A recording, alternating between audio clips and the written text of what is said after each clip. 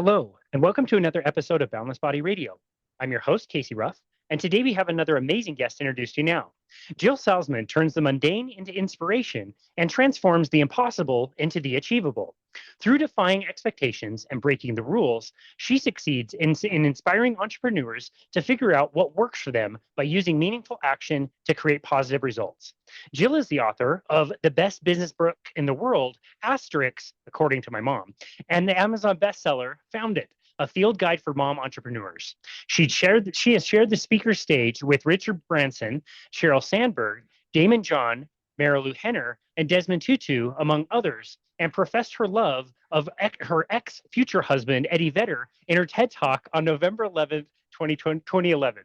She hosted the top rating entertaining business podcasts, Breaking Down Your Business, and then Why Are We Shouting? A question she asks herself daily. CNN Money called her a mogul. MSN Live said she's a cool entrepreneur we love. Forbes rated her a top 100 champion small business influencer, and voted her third business, The Founding Moms, one of the top 10 websites for entrepreneurs. When she's not speaking to audiences in patterned leggings or podcasting or working out with me virtually from her basement, she fruitlessly tries to convince her daughters that cassette tapes actually existed. Jill Salzman, what an absolute honor it is to welcome you to Boundless Body Radio. I loved it. Is Eddie Vedder a listener of this podcast? Oh yeah, big time. Excellent. I'm happy to be here Yeah, then. big time. Yeah, Thrilled. if you need an introduction or you want a signature, just let me Thank know. I'll you. reach out. Thank you Yeah, so much. yeah, he's Thank an you so avid much. listener of Boundless Body Radio. I'm For sure. so excited to be here. Thank you for having me. It is such an honor to host you. We've been working together Awesome. for a few months. Our Yeah. mutual friend Robin introduced us, and it was a few weeks after you and I had started where Robin was like, "What do you think about working with Jill?" And I'm like, "Oh, she's awesome. I really enjoy our time. You know, we chat about stuff. We were getting her used to kind of a different way of working out." And she's like, "Don't you think it's cool that she's like a big deal?" And I'm like, "No, yeah, she is a big deal. She's great. Like, she's super funny and whatever." She's like, "No, like Jill is like a really big deal." And I'm like, yeah, I know. She sings at weddings and she's into That's music. Like, I get it. hilarious. She's into stuff. I get it. Like, a big deal. Got it. And she's like, no, she's like done TEDx talks and has like started all these Oh, she's businesses. so kind. That's very kind. uh, You're really overselling it, but I have been a failure and a success in business for a really long time. Yeah, well, you're a yeah. very big deal, which I've learned slowly Love over that. time was slightly bigger and slightly bigger and slightly That's bigger than I thought. hilarious. I love that so much. I'll But the take cool it. thing is, like people who are very cool and also big deals don't lead with like I'm a big deal, whatever. Like you Yeah, just are yeah, very down to earth, and we yeah. have great conversations, and you've done great with your workouts. So Thank you. congratulations on you. Thank I you. know it was weird getting used to something a little bit different in the beginning. Super weird. And we can out it that I never remember anything you tell me. And so the next week it's starting from zero all over again. It's okay. I'm comfortable with it, but I do love our workouts. So if anybody's listening and needs a trainer, this is your guy. Oh, beautiful. That's all I'm Free gonna say. advertising. Yeah, That's great. yeah, Well, I yeah. told you after our sessions to keep the scheme going. I've got one of those things from Men in Black that like erase your memory, and I just flash it That's on the right. board. So That's next right. week you just show up completely naive and like, oh, I really need a trainer. I have no idea what I'm doing. It is Thanks. kind of unbelievable Thanks, to me trainer. how much I've done in the world, and I can't remember 30 minutes of working out with you. I don't understand it. So that has to be true. Gotta keep Yeah, the scheme going for yeah, sure. yeah, Well, you definitely have a very interesting health journey that I want to hear. But I yeah. did want to talk about your professional career because I think the more I've been doing health and fitness, I have always just kind of thought, well, especially in the beginning, you think that like we're hired as trainers because you need the exact right exercise, the exact number of sets, the exact number of reps. I'm going to tell you exactly what order to do things in. But there's so many other like crossovers and like mindset and like learning how to stick with something and like adversity, like you said, dealing with failures, dealing with successes. There's so much of that crossover, and I've learned that being an entrepreneur myself, going into entrepreneurship, kicking and screaming was never something I wanted to do. There is a ton that you learn, and there's a lot of crossover in all of life and health and fitness. So I think it's totally relevant to talk about your career. First and foremost, though, we have to hear the story. You did such a good job on the TEDx talk of telling interesting stories and make it really relevant. You gave an Oh, amazing thanks. presentation, but Thank can you. you please tell the Eddie Vedder story? Oh my gosh, you're bringing me back. And by the way, I did that TEDx talk on 11/11/11. So I don't Yeah. remember a word of what I said, but I'm going to try to do it because we both know Eddie Vedder is listening. Exactly. So I was in the 11th grade, and it was back in the 90s, back when Pearl Jam was really popular, and I was pretty obsessed with Eddie Vedder. And I was in my room doing homework, listening to the radio, if you remember that contraption. And I heard on the radio that Eddie Vedder was going to be inducting Neil Young into the Rock and Roll Hall of Fame induction ceremony at the Waldorf Astoria in New York. And so I don't know what happened, Casey.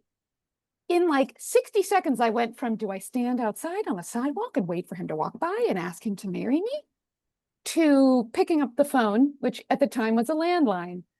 And I called the Waldorf and I just asked to be transferred to the person running the event. And I said I was an amazing florist.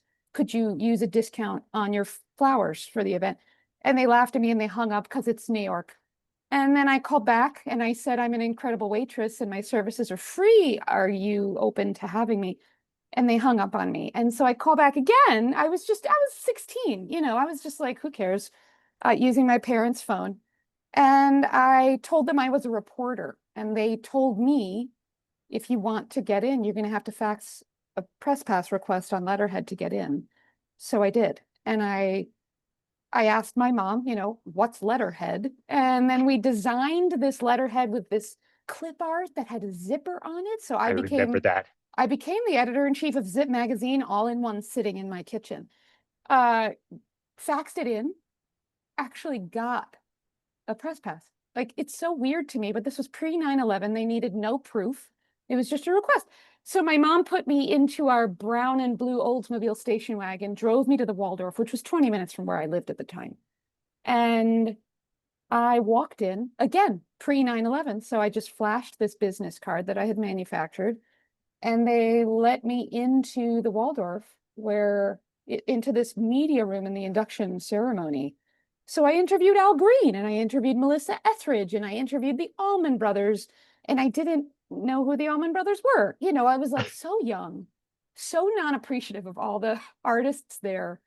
I did not end up marrying Eddie Vedder. That's what I want to end with. No? I did not. Just FYI, in case he's listening, we're not married. Yeah. But it sort of got me on the path of, I can't believe you can have an idea in your head and you can go do something about it and the world will react. And not only that, but you could maybe make some money down the line. So I spent the summer after that faxing in press pass requests and going to a lot of concerts for free. That's amazing. It was pretty fantastic. I had an autograph from Dave Matthews. I'm going to be dating myself with all the artists that I named, so I'm going to stop. But I ended up, after that experience, I did go to college. I got a degree in biology because I love science and I knew I would never do anything with it. I worked for a hot minute between college and then I went to grad school where I got a law degree and I knew I would never want to do anything with it.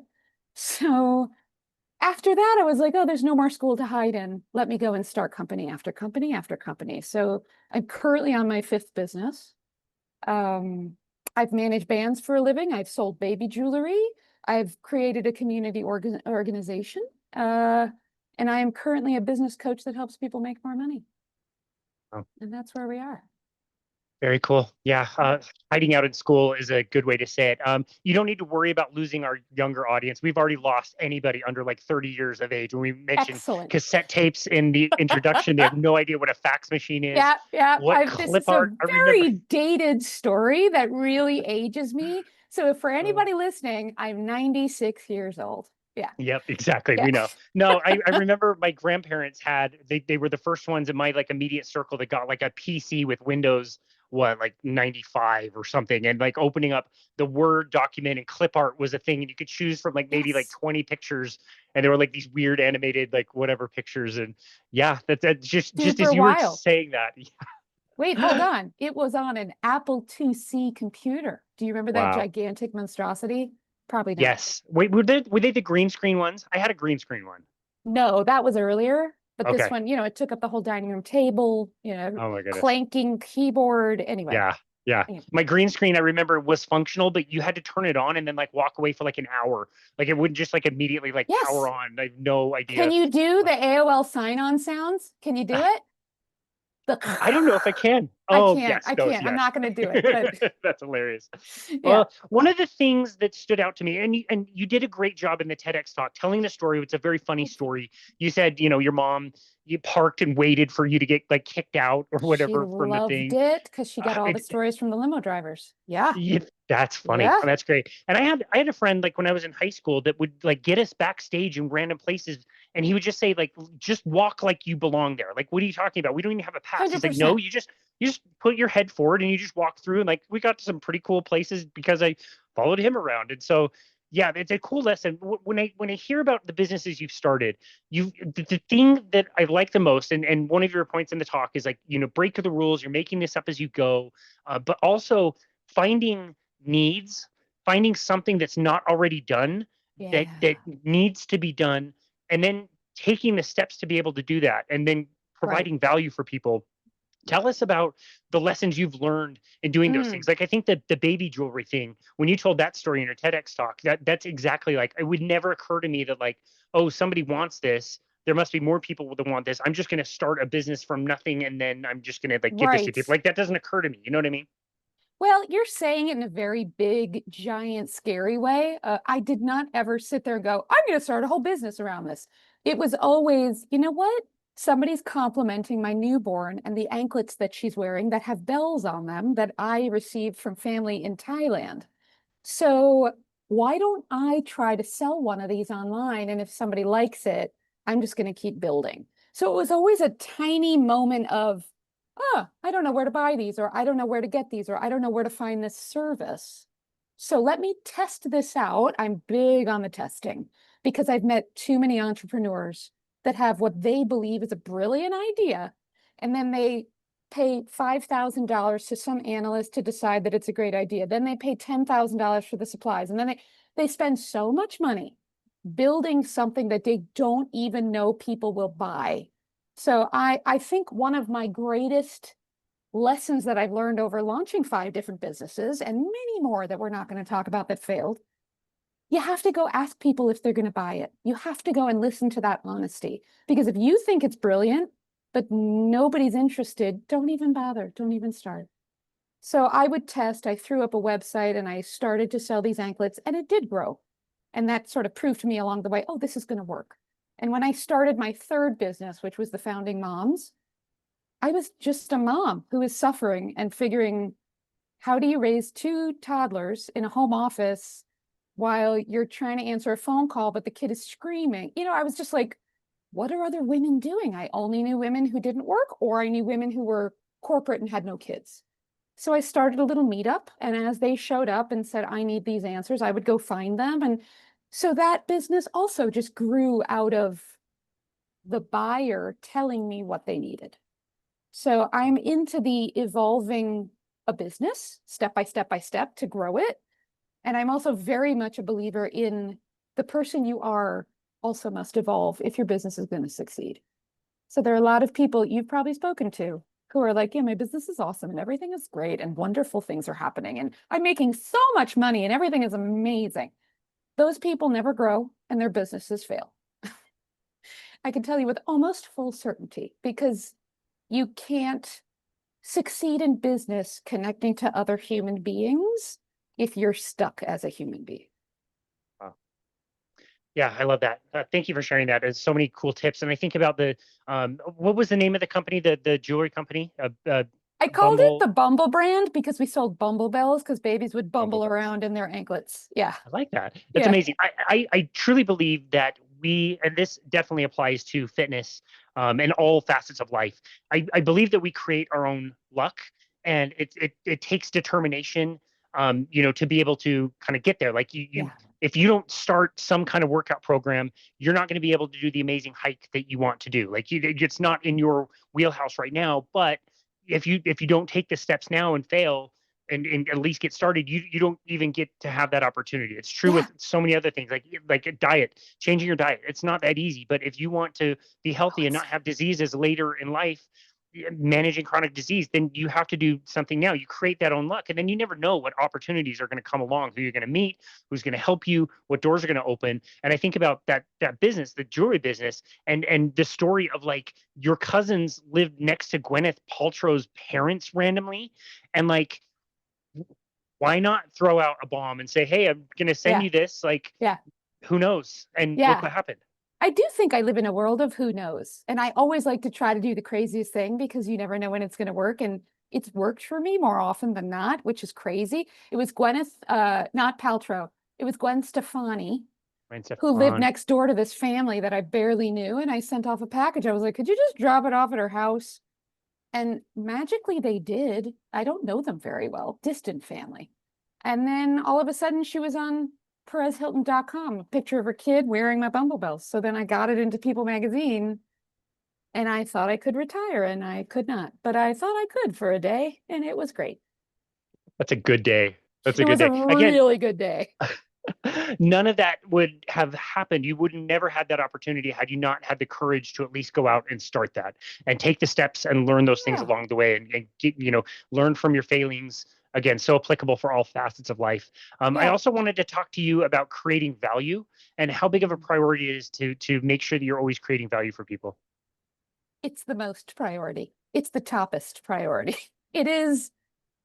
There's no reason to do anything in business, I feel, unless you are creating value for the client or the customer. Because why are they going to buy from you if there's no value? Like, it just is such common sense to me at this point. I might not even know what you mean by value. What do you mean? Great question. So for example, you and I have been working together for several months. That's how I make my money. That is my business. And if I show up and I didn't, think about your workout beforehand, what we're going to do, if I don't record stuff like the weights that we do, what we're workshopping, what we're working together on, if I don't update the notes afterwards, like you're paying for a 30-minute session, I'm thinking about our session and working on our session beforehand, afterhand, whatever. And again, like if I show up and I'm complaining about stuff, or I'm not caring about you and your kids and the latest trip you just took, and like all these things, like if I'm not thinking about your program design, like you could just simply not pay me anymore. And I've lost a client because I didn't create a relationship that provided a value of something that you needed. How do you help business owners understand how to create that type of value to create, a customer who's willing to return, essentially? Yeah, I absolutely love that example, because what you're not talking about, that you can't really talk about, is the experience on my end, where sure, you're paying attention. I noticed that completely. Sure, you're giving me amazing value in the tips and the here's how to do this exercise, etc. But you come with this energy that makes the experience 100% worth it. Where I know if I'm feeling like I don't want to work out today, I don't want to go to my basement and do this thing for just 30 minutes, let me cancel. I have experience with you enough to know that you're going to make me feel awesome by the end of it. And that's kind of silly to bring up on a podcast because people have to experience it in 3D for themselves. But I view value as not just the stuff you're giving a customer or a client. I view it as the 360 experience of not just what are you getting, but how are you feeling? What does it look like? What does it feel like? What does it sound like? All aspects of it. And the number one way I know to cultivate that in any business, truly any business, is you got to go and you got to talk to the customer and you got to check in with the customer. And some big companies love to survey. Who here likes a survey? Nobody. So you don't have to do a formal survey, but you can do informal emails where you're asking people, what do you think about X, Y, and Z? I'll give like an opposite negative example where I used to have a team of contractors that worked with me. And for 13 years, I ran this organization. I would check in with them every single day. Hey, how are you doing, Sally? Are you done with this project? Every day, Casey, I would check in. And I thought I was doing a really great job. Now, these aren't customers, so this isn't exactly the same thing, but it's sort of a really good example where 13 years in, I realized I'd never asked them about their experience with me. I should check in. Turns out nobody liked it. They wanted me to go away. I was checking in way too frequently. I was asking them too much. They didn't have independence. Things I wouldn't have known from reading a million business books, right? So it's not exactly the same kind of experience of talking about, but I do this all the time with customers or clients. You know, sort of a feedback loop. How is it? How's it going? How are you? What are you hearing right now? What are you feeling right now? I do it all the time. You do it all the time. A lot of people never do it. Interesting.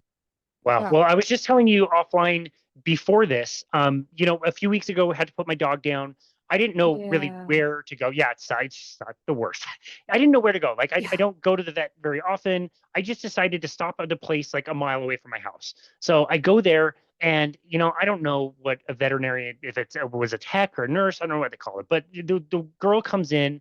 She's so kind and gentle. And my dog is like licking her and like flirting with her. And then the doctor comes in and he's talking really soft and we're talking about options and they're so gentle. And it was a beautiful experience. The Yeah. shittiest moment ever in any human's life, when that happens. And it was like, wow, this was actually a beautiful experience. And so Yeah. I went out of my way to go to every single website I could possibly find to send a 5-star review. I walked over a thank you card to thank the entire staff and printed out like a little eulogy that I wrote up for Rex.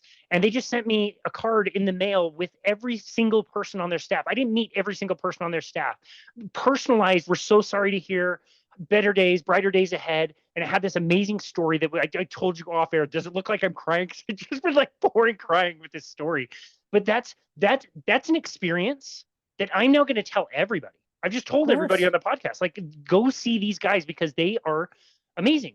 I've heard Yeah. horror stories of other places trying to upsell you, all these packages or like try to fix a dog for $10,000 and all this stuff. Like, what an opposite experience that they offer that now I'm going to go tell a million people. I love that for them, but I love that they provided that experience for you. And I think we've all had that experience that you experienced. I think everybody's familiar with what's great versus what's not. It's just really hard to flip it around and know how to implement it from the business owner perspective. And a lot of people are always digging for different ways, and they're now asking AI. But you don't have to do that. Go talk to another human being because the only way you're going to build your business is human to human relationship building, truly. No, I agree. I was just hosted on another podcast and we were talking about like, yes, you can go to AI, you can get a workout program, an amazing workout program, actually, probably better than I can write up. But none of us are worried that personal trainers are ever going to be replaced. Yeah. It's just a little bit different. And yeah, besides making an amazing commercial for our sessions, which we don't have to do any further. Um, I appreciate that. And I would love to ask, like, what are other blind spots that business owners have that you typically have to kind of coach them around besides, what you just mentioned, what I would consider like human capital, relationship kind of capital? What are some other like major mistakes that a lot of entrepreneurs make? I'm going to say it, and every one of your listeners is going to turn this off, but social media is a big problem. Mm. Everybody is feeding the beast. The beast is feeding them. I would actually include AI in there to some degree for the folks I know that are already AI junkies, but everybody's very reliant on this way of quote unquote connecting with other people that's in fact damaging their relationships with their customers and their clients. That is not helping, and everybody's getting stuck in this addiction where you have to feed it more and more and more, where it's not really helping you make more revenue at the end of the year. So for anybody listening who needs an excuse to get off of any platform on social, or to feed it less, or to trade out what you are doing to spend the time creating all this stuff, where you could be just having a conversation with a customer, do that instead. Do the latter, because I don't really know what good is coming out of social media anymore unless you have a product and you have $1 billion budget. Mm. Well, that's been our experience. Like, first of all, just with advertising on social media, and secondly, like, I thought like by doing these conversations, I'll always create like a visual soundbite that's just a really cool quote that you say in this, and it'll play. And I just thought like, oh, I'm just going to share this around everyone. I still do. I do it all the time. And I think like, oh wow, people are going to see this. They're going to see Dr. Yeah. Sean Baker say this amazing thing, and everybody's going to listen to the Yeah. podcast. It doesn't do anything. It just seems like a waste of time. It does sort of, yeah, it sort of disintegrates into thin air. That's where I usually tell business owners, if you don't have a newsletter, put a newsletter together, or if you have one and you're only setting it once every 7 months, send something out that's consistent and really freaking short. because if you can remind me that you exist by your name landing in my inbox doesn't have an algorithm. All of my social media platforms have an algorithm, and I might not see your post, but I will get your email, and I don't actually want to read it, but I want to be reminded that you exist. Yeah. So if you're one of these people listening who's always focused on the content, well, I got to write the perfect thing, and I got to work with AI, and I got to spend 2 hours. We don't care. It's so funny. I remember talking to somebody at a conference who spends all his time obsessing about what to post and has all these amazing educational, awesome videos. And like his second most popular video is like something he ate at In-N-Out Burger. You know what I mean? Like, Yeah.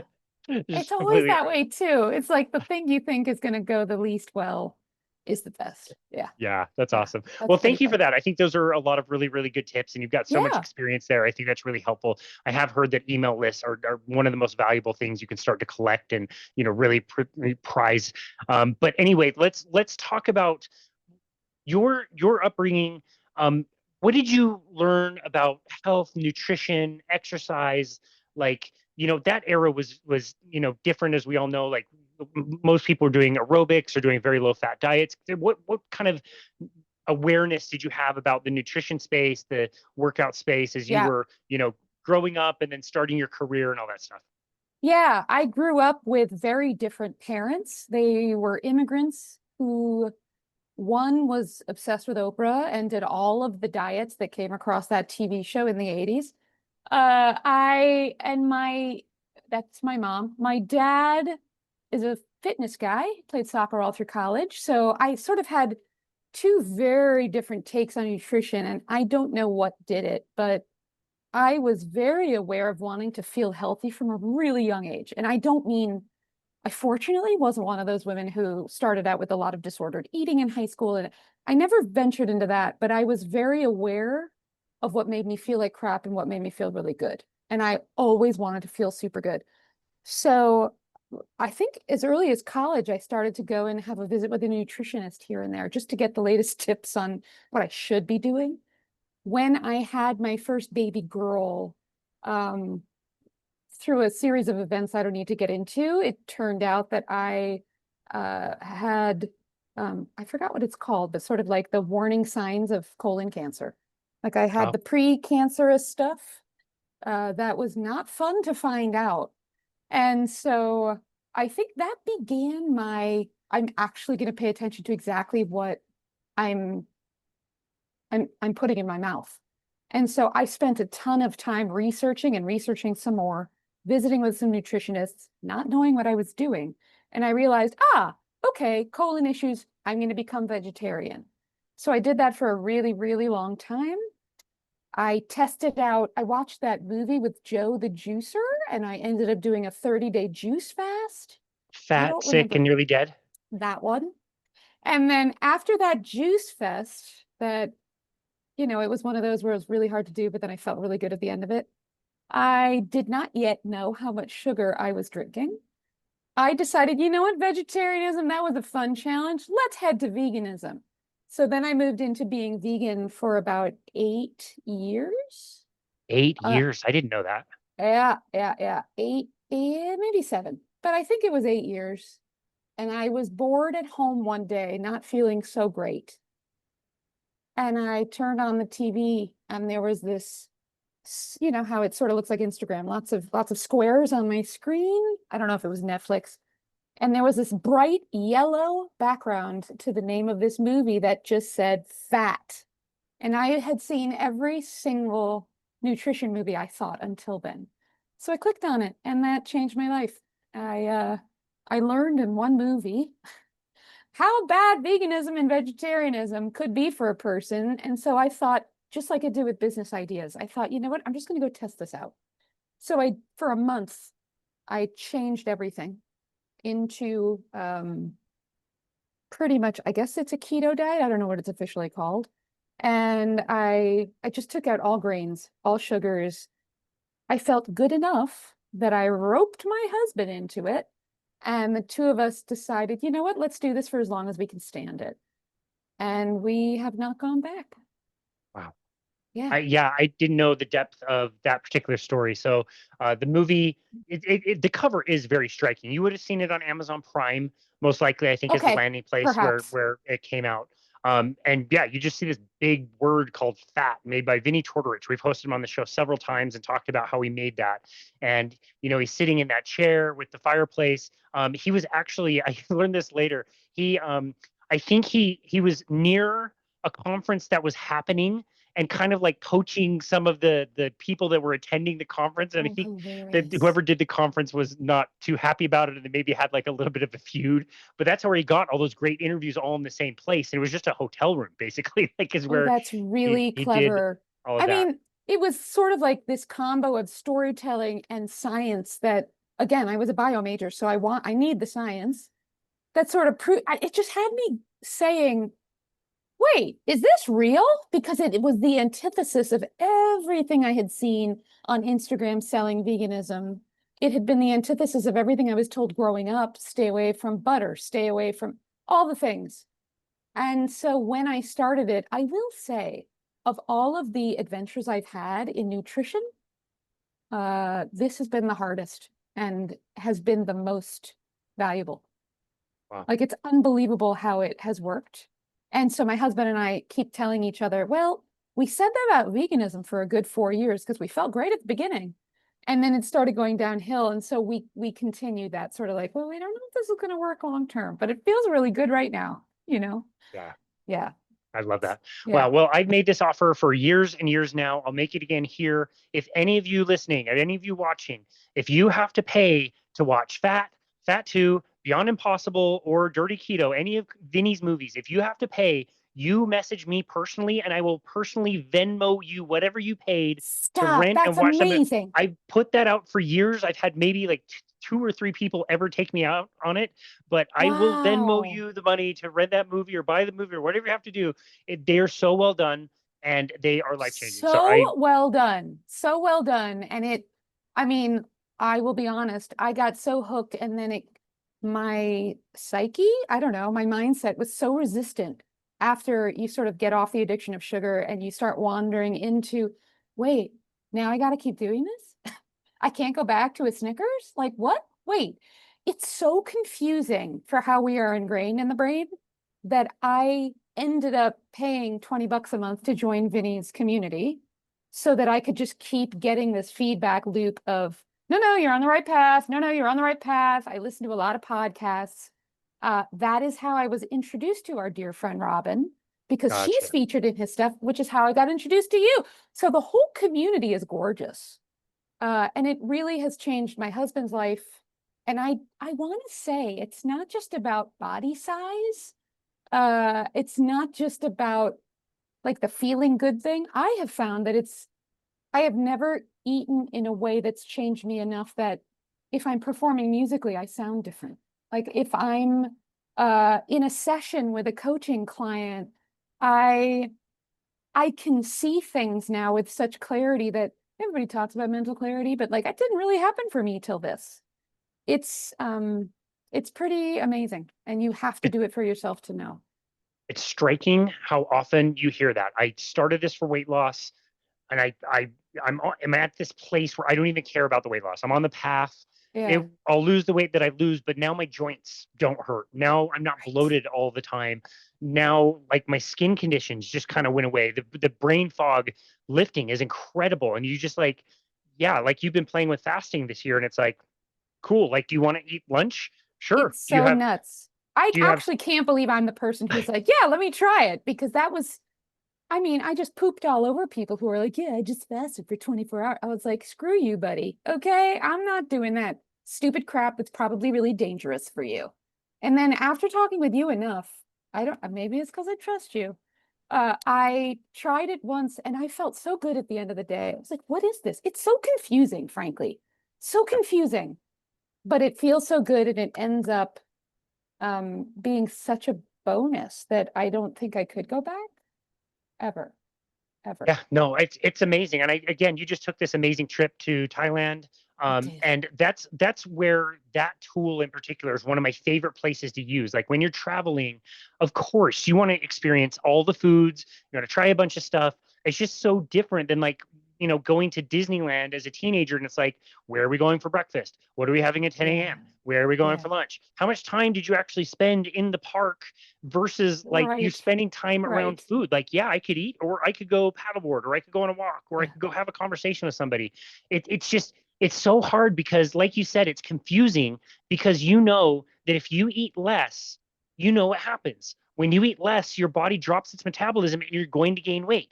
How is fasting any different than that? You're not eating, but not eating is completely different than eating less. And it I agree. completely broke my brain. And it had to be like using metabolic carts to measure people's metabolisms to confirm that, yeah, these people are not eating, they're fasting, and their metabolic rates are going up. They're not going down. Yeah. They're burning the stored calories, so they don't need the food calories. It's just a little switch, and it's what humans do really, really well.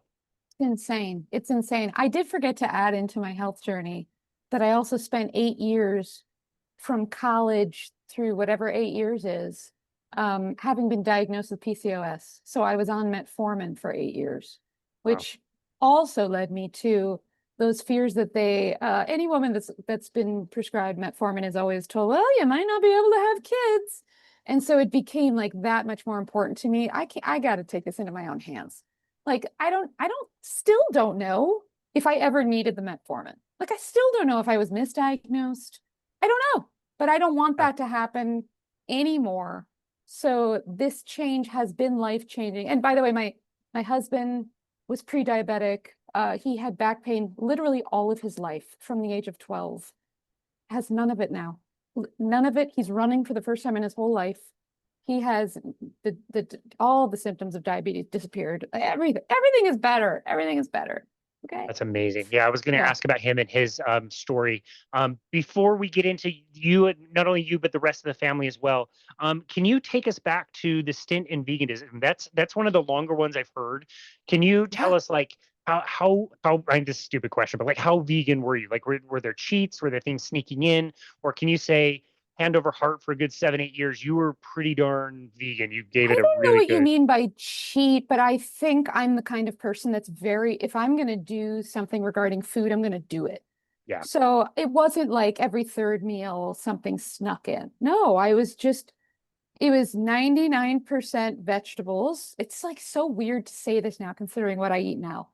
But I don't think I did any dairy. I just did it was basically vegetables.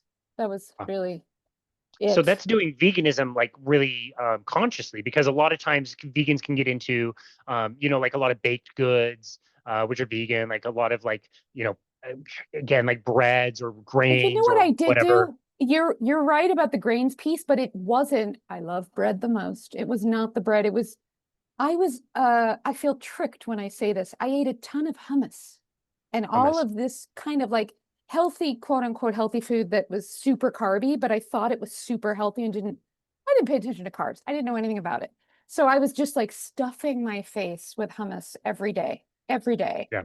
Uh, I can't remember what else there was, but it was like I thought I was getting my protein, you know? That's one of the only like decent sources of protein that you can get. It's an incomplete source, but at least you were getting some protein by Right. At eating least that. I would. And so I think in hindsight, the first 4 years, essentially, because I stopped eating junk, like I lost a little weight. I felt really good. I thought I had this mental clarity that I now know was not that.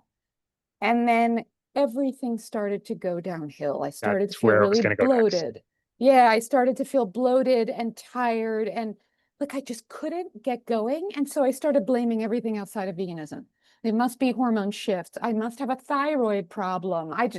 Everything else except that. Because again, Instagram is a very strong force. And I had been training my algorithm to only show me vegan stuff and very like, you're not vegan, you know what I'm talking about. So I really believed it, and there was no question that that was the healthiest way to go. It's the best. It's the best on any level that you want to do it. And I respect anybody for doing it. You are saving the planet, you are saving the animals, and you are saving yourself. And not one bit of that is true in any particular way. But it's so enticing. How were you emotionally? Were you noticing like emotionally very unsettled or mentally, obviously like the And the fog? decline, Yeah. everything went downhill. my mood, my ability to put up with my own family members, all of it. Serious decline that it got. So I did go and get my thyroid checked out. I was misdiagnosed. They gave me meds. I took those for a little while. Like so many different doctors were trying to figure it out. And by the time I was real bad, that's where I was lying on the couch and somehow I found Fat, the documentary, randomly. But I was just, it was almost like I could describe it as such a crisis moment because nobody could figure it out. Nobody could figure out what was wrong. And I'm eating the healthiest way on the planet, saving the planet. Yeah. What could this be? And I thought I was destined for, I don't know, terrible life. Okay. This question is purely speculative. Like you would never know the answer to this question, but had you not found fat on the day that you did, how long do you think you could have kept going? Like, was it in your consciousness that like this, it sounds like it was not on your No. radar at all, that the diet had nothing to do with this. Something else is very wrong. You're right. I couldn't know, but I think I'd still be vegan. Yeah. That's how certain I was that I was on the right path, doing the right thing. Vegetables everywhere. I'm being so healthy. I mean, also, I live in Chicago. There are so many vegan restaurants now that have opened up. It's just constantly reinforced, which is why eating the best way, which is the way I eat now, is so hard. It's because you still see everywhere that, well, are you eating your vegetables? Are you eating enough of them? Are you, Yep. like, It's a no-brainer. Vegetables are good for you. Nobody even questions it. It's like everybody knows fruits and vegetables are good for you. Well, when did we decide that? If you really look into it, it's quite weird. Have you come across the book The Great Plant-Based Con by Jane Reese Buxton? no? It's one of my favorites. She's from England. She wrote it a few years ago. Very, very well done. Very profound. It's big. It's a big book. But she sets it up kind of in two different ways when she's talking about the harms of a serious kind of plant-based diet. And one is the things that you're not going to get enough of when you're eating plant-based. So B12, your omegas, all the brain things, the carnitine, the carnosine, the creatine, like it goes through all the things that Yeah, you're but going to be. Casey, you could take pills for that, so it's okay.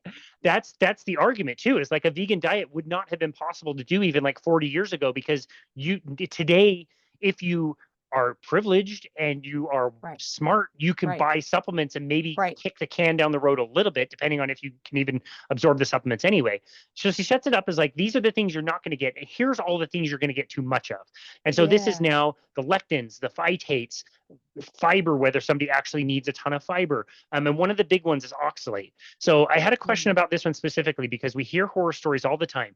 People go vegetarian, they go vegan, they learn something new and they switch really quick. And all this time, your body has been hanging on to this chemical, this plant toxin called oxalate, which forms crystals inside the body. It's how it's one of the main sources of kidney stones. It stores in the joints, it stores in the eyes. And there's horror stories of people jumping off of veganism really fast and going on to like a low-carb, ketogenic, or carnivore diet because finally the body has a chance to release all of this stuff and it dumps oxalate. So like crystals on your skin, eye boogers, weird respiratory things like lungs, belching, burping. You can have urine, like really cloudy urination, like literally coming out of your skin. Like, did you notice any of that? Did you have any problems with oxalate dumping? That sounds horrifying, and I wish I had known about this to be able to track that. I definitely had respiratory issues. Hard to describe what they were, but I had a lot of, and this might be tied in also with pandemic stuff because I got sick right at the beginning of that and got real bad. I got really ill. But I had a lung issue. It was sort of like when I breathe in, it would hurt. That's really the easiest way to explain it. But got it. I didn't notice anything else except that I hung on to whatever I was hanging on to, which might have been that for many months after I made the switch and was eating eggs and more eggs and more eggs. Like nothing was moving in my body. Okay. Nothing. Yeah, that could have been any way that you can excrete something. Again, eyes, mouth, nose, ear, it's a way to oxalate to leave the body. I don't remember, but it was like my body was holding on to something it was just healing, and I didn't know that for many months. Lucky duck. Yeah, maybe.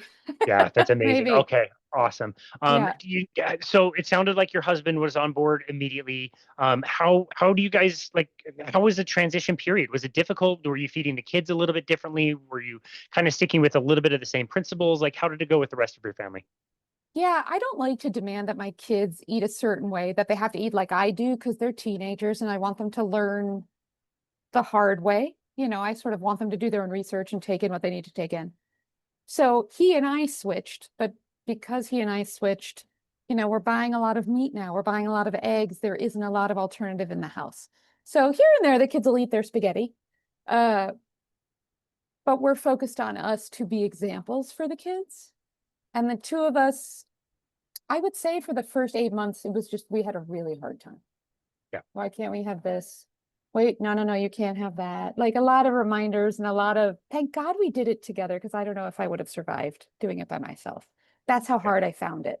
But now it's just so routine. I think we're more than 2 years in that it's really easy and we don't have any other kind of food available in the house. That's the most common thing I've heard from most parents is yes, there's a bit of consternation in the beginning, but it's like the kids, like when I was a teenager, like, of course I could go to McDonald's. My parents were not going to stop me from eating Right, whatever I wanted. But if it was, I ate the stuff that was available in the house. I had skim milk and peanut butter and jelly sandwiches because there was white bread and peanut butter and right, jelly and right. skim milk because that's Yeah, what I ate. So right. yeah, I've heard you make it really simple when there just isn't like a lot of crap in the house, and the kids eventually like get accustomed to it. They end up liking it, and I'm wondering like when they eat the spaghetti, do they notice that they feel like a lot worse? They definitely do because their mom asks them all the time. But I will say my children are scarred and traumatized because they had parents that were vegan. And we had informed them that this is the way of life and this is what you're supposed to do.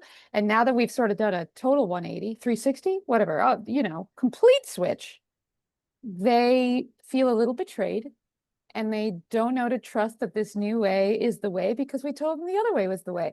So that's where we're not pressuring them to join us, but they definitely in conversation recognize they know how to eat poorly, they know how to eat well.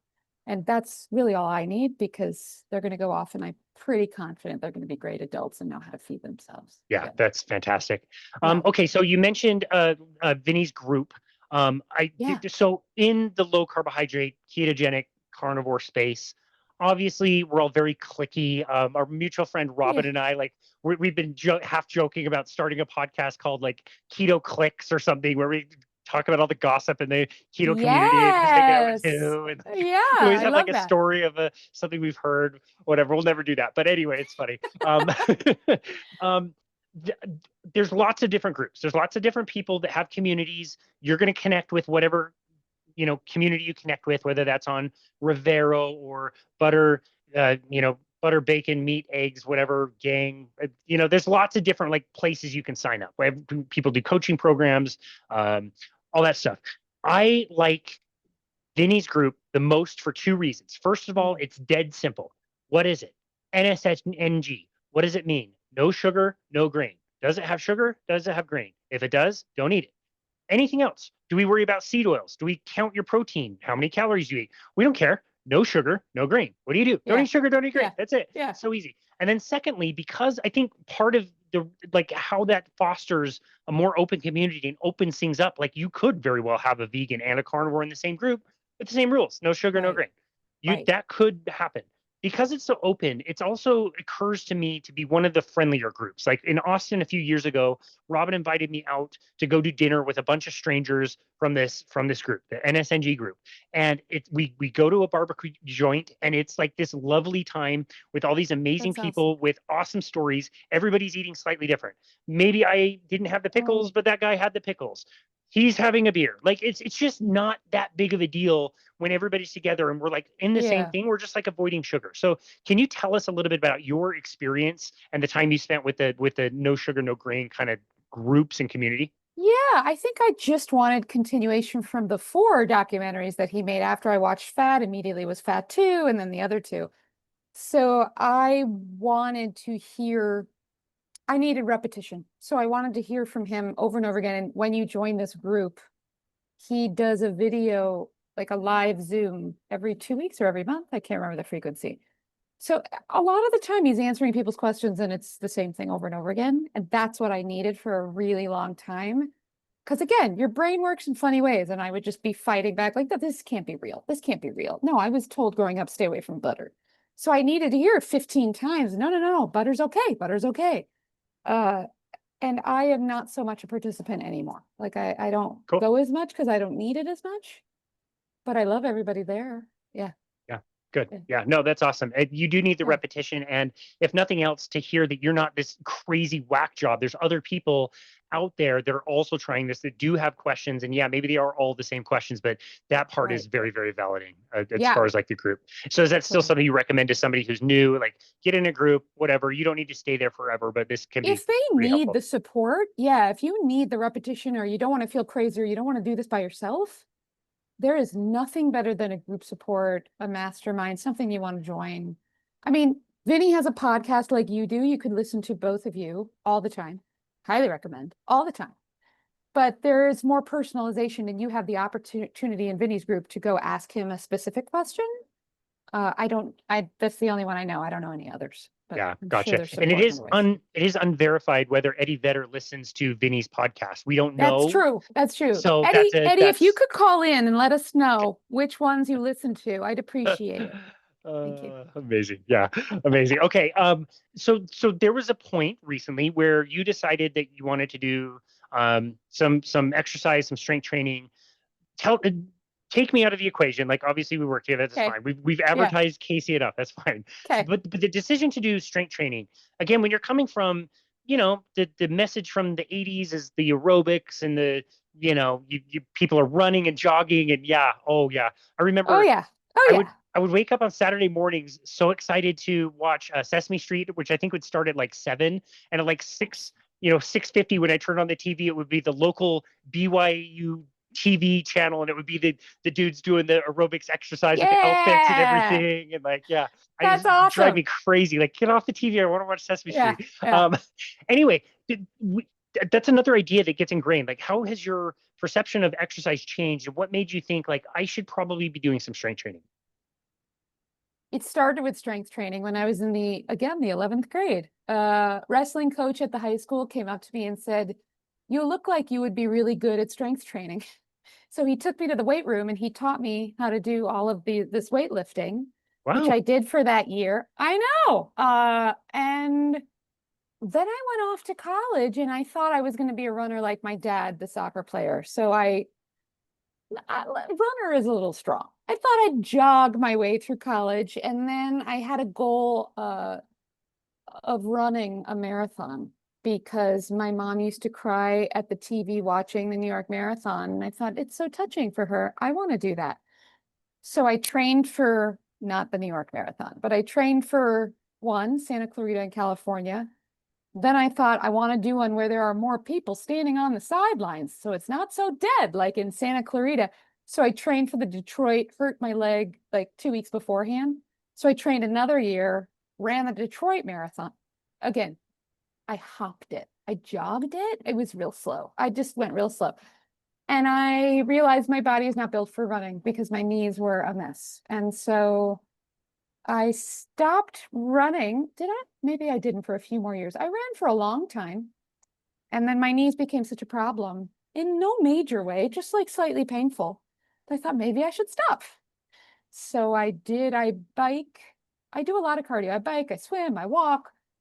But something, I don't know, it sort of like came to me. I realized I think in this journey with NSNG, eating no grains, no sugar, there's a lot of talk of strength training. There's also a lot of good social media talk right now about strength training for women, that it's good to be fit and strong, not skinny. It was sort of like I was hearing it on all sides, going like, all right, I got to get back to this. And I said that to Robin, who said, I know a guy. And Awesome. here we are. Yeah, it's such a yeah, it's so tough because a marathon is an amazing accomplishment. It is so cool. It's It something I is. will never do. I have Don't. so much respect for somebody who's going to do it, but Yeah. it is the way that we do them, especially with the kind of, you and I have had this chat before, with the kinds of Yeah. shoes that we have, with bodies that arguably may not be built to run 26 miles at one time, which is an arbitrary number anyway. It has nothing to do with the actual first marathon that was ever run.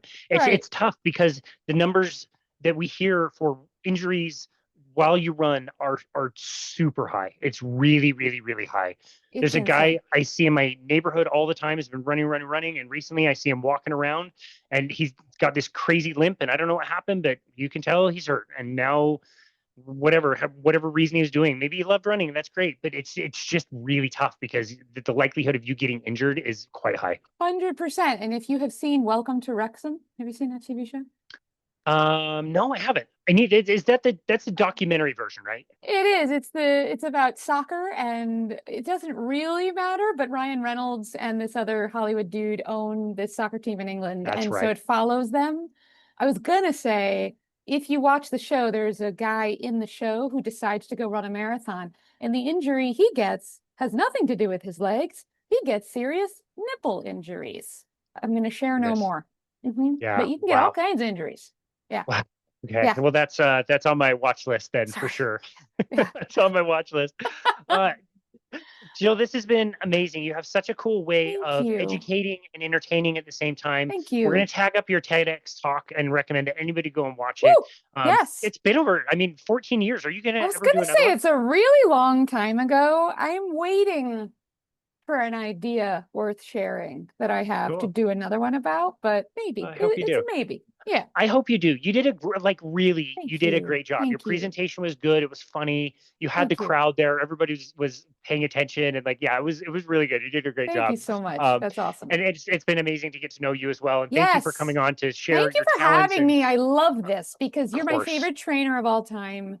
I feel like I sound like you paid me to say this, but you didn't. Totally. I'll send you the commissions. Absolutely. Look forward to the energy you provide me more than the tips that you give me. It's really, I love it. I love it. Well, thanks a lot. I've told you more than once that the tips are all just stuff I've made up that day. So I love worry it. about And that you know anyway. what? I will believe it. You do know that. Perfect. Exactly. That's great. Keep the scheme going, like we said. Jill Salzman, where would you like people to go to find you and connect with you in your work? I would love for anybody to come to jillsalzman.com. That's it. That's it, baby. And you won't find me on Facebook because I deleted myself. So anywhere else. Good for you.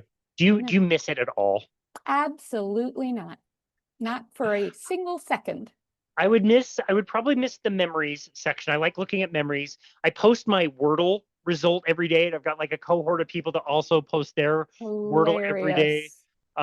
No, I can't take it. I can't take it. I am very also into online privacy. So it sort of feeds my soul that I'm not on there. Yeah, smart. Yeah. It's funny, remember when Facebook didn't have ads, and now you don't even realize every other thing is another ad. It's not even seeing your friends and what they're up to and seeing your dad or whatever. It's not that anymore. So I miss it. Back in the day it was amazing, but it's become a beast. Yeah. It's a cesspool for sure. Not as bad as Twitter, but it is still a cesspool. Jill Salzman, again, thank you so very much thanks for having me. You brought to this conversation. Really, really appreciate you very, very much. Thank you so much. And this has been another episode of Boundless Body Radio.